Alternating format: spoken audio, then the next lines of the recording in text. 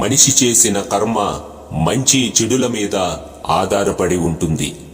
ఎవరు చేసిన కర్మను వారు అనుభవించవలసినదే. అదే కర్మ సిద్ధాంతం. కర్మ సిద్ధాంతం ఎవ్వరినీ వదిలిపెట్టదు.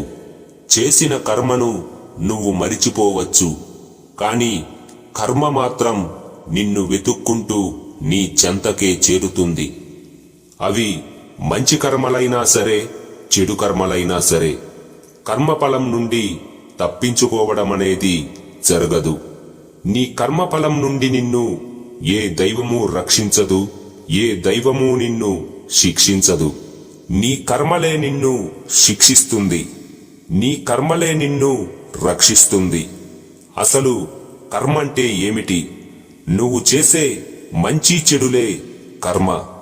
మంచి చేస్తే మంచి కర్మలను అనుభవిస్తావు, చెడు చేస్తే చెడు కర్మలను అనుభవిస్తావు. నీ కర్మలే నీ రక్షకుడివి, నీ శిక్షకుడివి. నువ్వు ఏ కర్మలైతే చేస్తావో అదే నీకు తిరిగి వస్తుంది. నువ్వు ఒకరికి ద్రోహం చేస్తే వారి రూపంలోనే నీకు ద్రోహం తిరిగి రావలసిన అవసరం లేదు.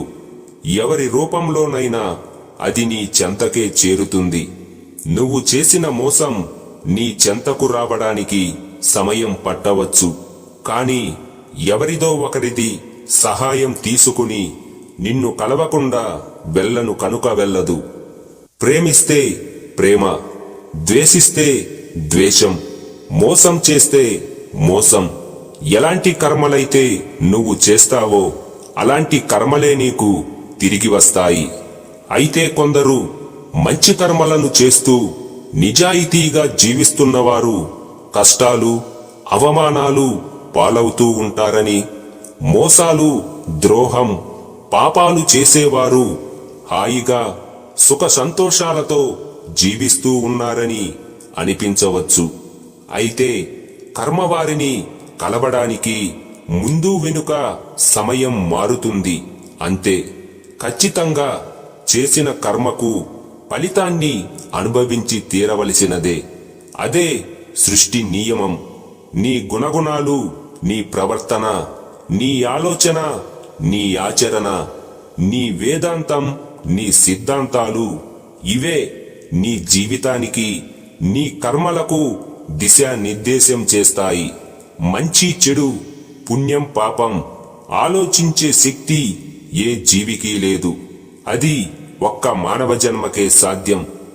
దైవాలకు మొక్కితే మంచి ఫలితాలు దక్కుతాయని ఎలా అనుకుంటావో అలాగే చెడు కార్యాలకు కూడా ఫలితాలు అలాగే దక్కుతాయి.